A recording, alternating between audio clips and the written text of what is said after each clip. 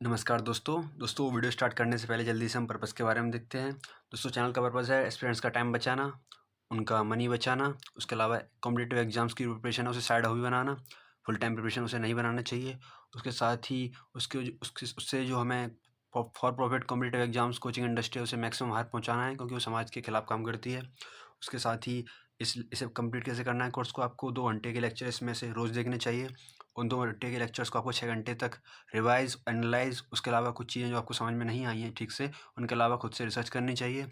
उसके अलावा इस कोर्स को जीएस प्लस ऑप्शनल में मैं 110 दिन के अंदर कंप्लीट कर दूँगा और 15 दिन एक्स्ट्रा लूँगा करंट अफेयर्स के लिए। उसके बाद मंथली मैं आपको करंट अफेयर्स देता रहूँगा। चलिए दोस्तों, हम शुरू करते हैं अपना लेक्चर। दोस्तों अभी हम फंडामेंटल राइट्स पढ़ रहे थे, लेकिन अभी हमने कोई अपने फंडामेंटल राइट्स स्टार्ट नहीं किए थे। तो हम पढ़ने वाले हैं दोस्तों राइट्स ऑफ इक्वलिटी। ये हैं 14, 15, 16, 17 और 18। इन 5 आर्टिकल्स के अंदर ये दिए हुए हैं। तो दोस्तों शुरुआत हम करते हैं आर्टिकल नंबर 14 के साथ। अब आर्टिकल नंबर जो 14 है वो डील करता है लॉज से, यानी कानून से। तो दोस्तों इस आर्टिकल में क्या कहा गया है, इस आर्टिकल में सिंपल सी बात यही कही गई है कि state can't deny equality before law and equal protection of law. अब दोस्तों ये बात तो सिंपल सी है, समझ में आती है। इक्वलिटी बिफोर लॉ का मतलब क्या है कि कानून के सामने सब बराबर होने चाहिए। कोई किसी पर कानून ज़्यादा लागू हो, किसी पर लागू ना हो, यानी कानून से ऊपर कोई नहीं होना चाहिए, सब कानून के अंडर बराबर रूप से आने चाहिए। सिंपल सी बात है इक्वलिटी बिफोर लॉ का मतलब। लेकिन जो दूसरी बात लिखी हुई है इक्वल प्रोटेक्शन ऑफ लॉ, इसका मतलब ऐसा नहीं है दोस्तों। इसका मतलब ये है कि हमें जो है एक इंटेलिजिबल डिफरेंसिया यानी कि रीजनल क्लासिफिकेशन करना चाहिए कानून के अंदर भी। मतलब कोई जो इंसान जिस पर जैसे जैसे हम एग्जांपल दूं आपको कि अगर वो छोटा बच्चा है, वो क्राइम करता है, 10 साल का बच्चा, और एक 20 साल का आदमी क्राइम करता है, तो दोनों को हमें बराबर ट्रीट नहीं करना चाहिए। यानी इंटेलिजिबल डिफरेंस या रीजनेबल क्लासिफिकेशन, मतलब कि साफ साफ दिख रहा है कि इस बच्चे ने अगर क्राइम किया है, 10 साल के बच्चे ने, तो उसे किसी और ने इन्फ्लुएंस किया हुआ, या फिर मतलब हमें साफ दिखता है कि उतना इसका जो क्राइम है उसकी गहराई नहीं है जितनी कि 20 साल वाले की। वो समझ अपने दिमाग से सोच सकता है, समझ सकता है। बच्चा उतना समझ नहीं सकता। तो इस तरह से जब हम देखते हैं इस आर्टिकल 14 को, तो इसमें साफ कहा गया है कि हमें इक्वल प्रोटेक्शन ऑफ लॉज भी रखना है इक्वलिटी बिफोर लॉ के साथ में। उसके अलावा दोस्तों इस आर्टिकल में ये भी कहा गया है कि हमें रूल ऑफ लॉ होना चाहिए। अब रूल ऑफ लॉ का मतलब क्या है दोस्तों? रूल ऑफ लॉ के लिए हमें 3 चीज़ें याद रखनी चाहिए। एक तो सुप्रीमेसी ऑफ लॉ, यानी लॉ से ऊपर कुछ ना हो, सब लोग जो हैं वो लॉ के नीचे ही आएँ, कोई लॉ से ऊपर ना हो। उसके अलावा लॉ के अलावा जो चीज़ें हैं उसके बाहर लिबर्टी होनी चाहिए, यानी कि किसी पर कोई फोर्स नहीं होनी चाहिए मोरलिटी के बेसिस पे। मतलब एक होता है मोरलिटी, एक होता है लॉ। तो लॉ के अलावा आप जो काम करना चाहें वो कर सकते हैं। अब मोरलिटी वाली बात अलग हो सकती है कि समाज के अंदर कुछ अलग मोरल लॉज होते हैं, तो वो अलग चीज़, वो उसमें कवर नहीं होते। मतलब अगर कोई चीज़ कानून के हिसाब से गलत नहीं है तो आप उसे कर सकते हैं, भले ही वो मोरली गलत हो। यानी वो आपको खुद से सोचना है कि आपको वो करना है कि नहीं, लेकिन कानून उसके लिए आपको कुछ सजा नहीं देगा। उसके अलावा दोस्तों प्रीडोमिनेंस ऑफ लीगल स्पिरिट होनी चाहिए, यानी कि समाज के अंदर उस कानून की मान्यता होनी चाहिए। ऐसा ना हो बस नाम के लिए कानून बना दिया लेकिन उसे मान कोई नहीं रहा है। तो इतनी पावर होनी चाहिए कानून बनाने वालों के पास कि उसे लागू करवा सकें। तो दोस्तों आर्टिकल जो 14 है वो इसी बात से ही डील करता है जो मैंने अभी आपको बताई है। Equality before law, equal protection of law. इसके अलावा रूल ऑफ लॉ की बात करी थी हमने, उसमें 3 बातें पढ़ी थी कि सुप्रीमेसी होनी चाहिए, उससे ऊपर कोई नहीं। लिबर्टी आउटसाइड लॉ होनी चाहिए। उसके अलावा प्रीडोमिनेंस ऑफ लीगल स्पीड, यानी उसकी इतनी पावर होनी चाहिए कि वो लागू करा सके। और इंटेलिजेंट डिफरेंसिया वाली बात हमने इसके अंदर पढ़ी ली थी इक्वल प्रोटेक्शन ऑफ लॉ के अंदर। उसके अलावा इस आर्टिकल के अंदर कुछ एक्सेप्शन भी हैं। जैसे आपने देखा होगा प्रेसिडेंट और गवर्नर अपने ऑफिशियल एक्शंस के लिए जवाबदेह नहीं होते, रिस्पॉन्सिबल नहीं होते वो। उसके अलावा डिप्लोमेटिक इम्यूनिटी होती है। जैसे आपने जिनेवा कन्वेंशन के बारे में सुना होगा कभी, कि डिप्लोमेट जो होते हैं उन्हें इम्यूनिटी मिलती है देश के कानून जो होते हैं उनसे। तो डिप्लोमेट अगर कोई क्राइम कर देता है इंडिया के अंदर, तो उसे ऐसा नहीं है कि इंडिया के क्राइम के जो कानून है उसके हिसाब से सजा मिलेगी, नहीं मिलेगी। उसे ज़्यादा से ज़्यादा हम कर सकते हैं पर्सोना नॉन ग्रेटा बोल के उसे वापस कर सकते हैं उसके देश में, सजा उसे नहीं दे सकते। उसके अलावा कुछ मिलिट्री ऑफिसर्स होते हैं, उन्हें भी कुछ केसेस में बराबर सजा नहीं मिलती आम इंसान के। तो ये कुछ एक्सेप्शंस हैं, लेकिन ये एक्सेप्शन नॉर्मल पब्लिक के लिए नहीं है। असल में ये कुछ स्पेशल लोगों के लिए ही हैं, जो कि हमारे सिस्टम में जो लोग काम करते हैं, जिनका जो पोस्ट है वो बहुत ही ज़्यादा इंपॉर्टेंट है, बस उन्हीं के लिए है एक्चुअल में। उसके बाद दोस्तों हमारा आता है आर्टिकल नंबर 15। अब आर्टिकल नंबर 15 बहुत ही इंपॉर्टेंट आर्टिकल है दोस्तों। इसमें साफ साफ कहा गया है कि no discrimination by state on the grounds of race, religion, caste, sex, place of birth. अब दोस्तों इसमें ये बात तो कही है कि इन 5 चीज़ों के बेसिस पे। एक्चुअली दोस्तों इसमें ये भी कहा गया only on the basis of, मतलब अगर आप कहो कि इक्वलिटी होनी चाहिए, आप कहो कि मार्क्स जो हैं सबके अलग-अलग आते हैं, तो इसमें तो इक्वालिटी हो ही नहीं रही। मतलब किसी के कम मार्क्स आएँ, किसी के ज़्यादा मार्क्स आएँ, तो बात यहाँ पे ये कही कि ओनली ऑन द बेसिस, यानी मेरिट के बेसिस पे तो डिस्क्रिमिनेशन कर ही सकते हैं। लेकिन सिर्फ इस वजह से क्योंकि उसकी रेस अलग है, इसकी वजह से डिस्क्रिमिनेशन की हो रहा है, या रिलीजन अलग है, या कास्ट अलग है, या उसका जेंडर अलग है, या प्लेस ऑफ बर्थ अलग है, तो इस बेसिस पे हम नहीं कर सकते डिस्क्रिमिनेशन। लेकिन दोस्तों ओरिजिनल कॉन्स्टिट्यूशन की बात कर रहा हूँ मैं, उसके अंदर एक बात और लिखी गई थी कि state can make special provisions for women and children, यानी कि अगर कभी डिस्क्रिमिनेशन करना भी पड़े वुमेन एंड चिल्ड्रन की हेल्प करने के लिए, क्योंकि उन्हें वीकर सेक्शन बताया गया था, तो अगर उनकी उनकी हेल्प करने के लिए डिस्क्रिमिनेशन करना भी पड़े तो कोई दिक्कत नहीं, कर सकते हैं।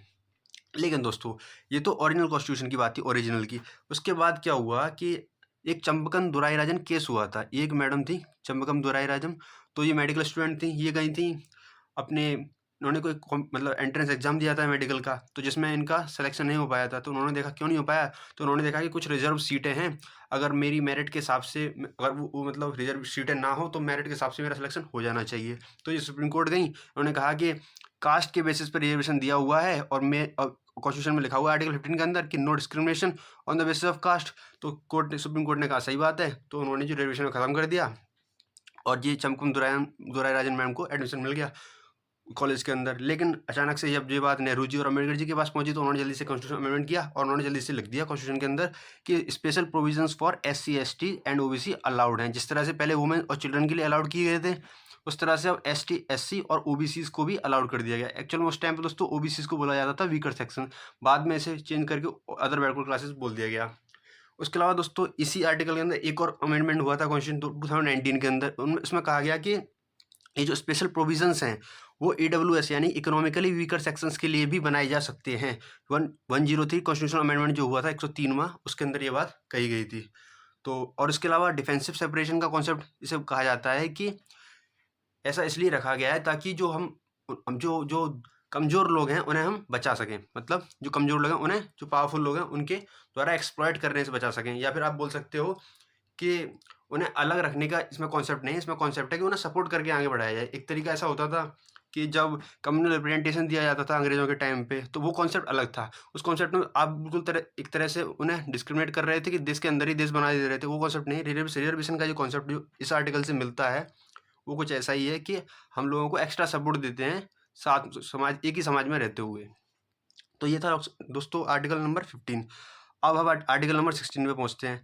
आर्टिकल नंबर 16 भी कुछ आर्टिकल 15 जैसा ही है, लेकिन इसमें सिर्फ हम बात करते हैं पब्लिक एम्प्लॉयमेंट से। तो इसमें कहा गया है इक्वल अपॉर्चुनिटी। अब ये इक्वल अपॉर्चुनिटी है, ये फिर से इक्विटी वाली अपॉर्चुनिटी है दोस्तों, कि अगर किसी को ज़्यादा अपॉर्चुनिटी चाहिए तो ज़्यादा देते हैं, किसी को कम चाहिए तो किसी को कम अपॉर्चुनिटी देते हैं, इसको नहीं चाहिए उसे नहीं देते। तो इसी आर्टिकल में ऐसा ही लिखा हुआ है। और इसके साथ ही ये भी लिखा हुआ है कि no discrimination on the basis of, वही पुरानी 5 बातें, race, religion, caste, sex, place of birth. उसके अलावा एक डिसेंट और जोड़ दिया गया है इसमें, यानी कि अगर तुम्हारी जो मदर फादर या फिर जो लीनिएज है उससे कोई संबंध, मतलब कोई फ़र्क नहीं पड़ना चाहिए। लेकिन दोस्तों क्योंकि आर्टिकल 16 जो है वो डील कर रहा है पब्लिक एम्प्लॉयमेंट से, तो जो जो लोग हैं वो पब्लिक ऑफिसर्स भी बनेंगे, मतलब काम करेंगे सरकार के अंदर, तो उनके अंदर जो है जो कॉम्पिटेंसी होनी चाहिए उस काम को करने की। तो आर्टिकल नंबर 335 में भी साथ में ये भी लिख दिया गया है कि जो इक्विटी हम दे रहे हैं, जो हम कमज़ोर लोगों को भी जो एम्प्लॉयमेंट दे रहे हैं, मतलब जो लोग इतने मेरिट के अंदर नहीं हैं, तो ये चीज़ जो है on the cost of administrative efficiency नहीं होनी चाहिए। यानी कि एक लिमिट तक ही ये काम करना चाहिए जो रिजर्वेशन देने वाला है, मतलब या फिर जो सपोर्ट करने वाला है, जो मतलब जो कमज़ोर तबके के लोग हैं, वो एक लिमिट तक ही करना है। ऐसा ना हो कि उसकी वजह से एडमिनिस्ट्रेशन ही खराब हो जाए। तो दोस्तों ये बात याद रखनी है। उसके अलावा फिर आते हैं हम आर्टिकल नंबर 70 पे। दोस्तों आर्टिकल नंबर 70 बहुत अच्छा आर्टिकल है। इसके अंदर लिखा गया है कि हम एबोलिशन करेंगे हर तरह की अनटचेबिलिटी का इन ऑल इट्स फॉर्म। तो दोस्तों किस तरह की अनटचेबिलिटी हो सकती है? एक तो सोशल अनटचेबिलिटी होती है, जो हम जानते हैं कि पहले जो अनटचेबल्स लोग हुआ करते थे, अभी भी होते हैं कुछ एरियाज़ में, तो मतलब तो उसे ख़त्म करना है। उससे मतलब एक तरह से अबॉलिशन कर रहे हैं उसका पूरी तरह से। अभी वो इल्लीगल काम है जो होता है कुछ एरियाज़ में अनटचेबिलिटी वाला। उसके अलावा कुछ रिलीजियस अनटचेबिलिटी अगर होती है कहीं पे, तो वो भी हमें बैन करनी है। उसके अलावा सुपरस्टिशियस, जैसे मान लो मेंस्ट्रुअल साइकिल वाली वुमेन है, उससे उनसे साथ अनटचेबिलिटी होती है, तो उसे भी बैन करना है।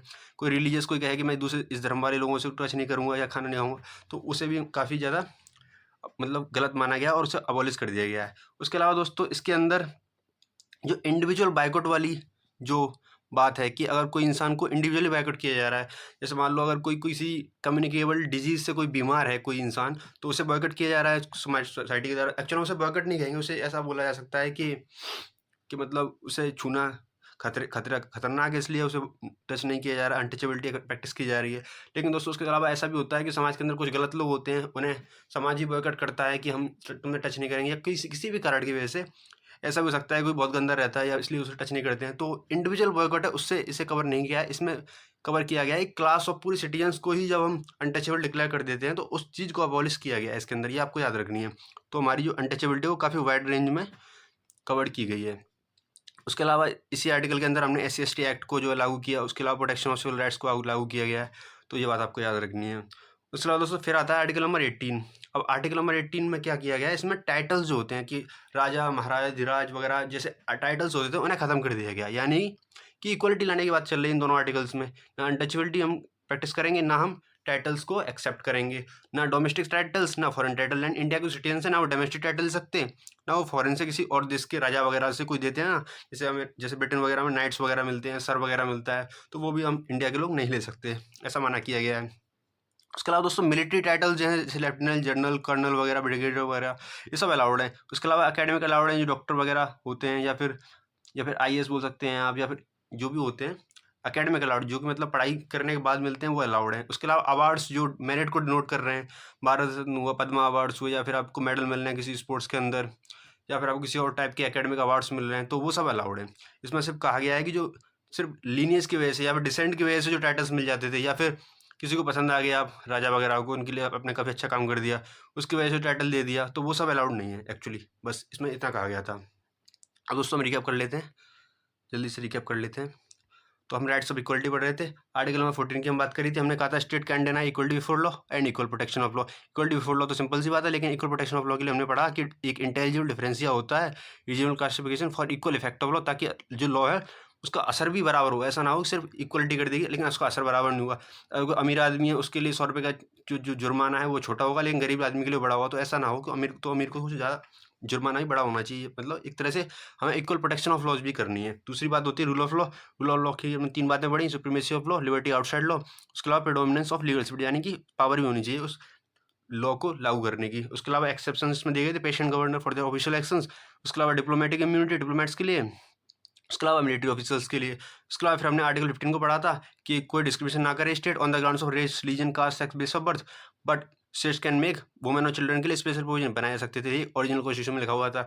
लेकिन फिर अमेंडमेंट किए गए, उसमें SC ST OBC के लिए भी अलाउड कर दिया गया, उसके अलावा EWS के लिए भी अलाउड कर दिया गया। फिर आर्टिकल 16 आया, उसमें कहा गया इक्वल अपॉर्चुनिटी, जो कि इक्विटी की तरह से हमें देनी है पब्लिक एम्प्लॉयमेंट में, लेकिन इसके साथ ही हमें कोई डिस्क्रिमिनेशन नहीं करना है on the basis of race, religion, caste, sex, place of birth, उसके अलावा डिसेंट जो लीनियस से आता है और इसमें जो है इक्विटी जो हम दे रहे थे वो ऐसा ना हो कि उससे एडमिनिस्ट्रेटिव एफिशिएंसी खराब हो जाए। ये आर्टिकल नंबर 33 35 में जो बाद में आता है उसमें लिखा हुआ है।